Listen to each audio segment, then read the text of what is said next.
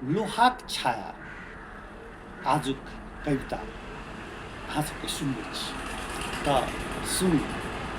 अहाँ एकटा बंद घड़ी छी, समय देखबै छी, मुदा स्वयं रुकबाक अधिकार अहाँके कखनो देल नहि गेल अछि। अहाँक छाती भापसँ भरल इंजन जकाँ सीटी बजाबऽ चाहैत अछि, मुदा रेल पटरीक मर्यादा ओकरा मौन रहबाक आदेश दैत अछि।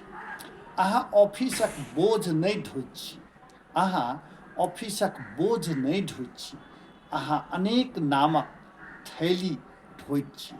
कर्तव्य, मर्यादा, पुरुषार्थ सब ठीक अछि, नामक सबसँ भारी बोरा।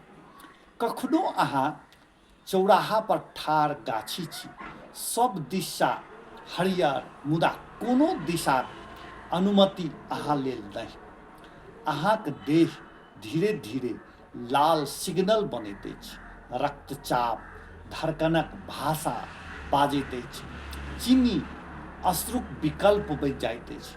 तैयो अहाँ घर लौटैत छी बत्ती जरा कऽ, किया तऽ घर लेल अहाँ दीप छी, अहाँ दीपकक लौ छी। थकबाक अधिकार कखनो पाबैत नहि, एहि मिथ्या पर सब विश्वास करैत अछि। अहाँ लोहा छी, एना कहल गेल, एना गढ़ल गेल, मुदा सब केओ बिसरि गेल। लोहा जंगो खाइत अछि।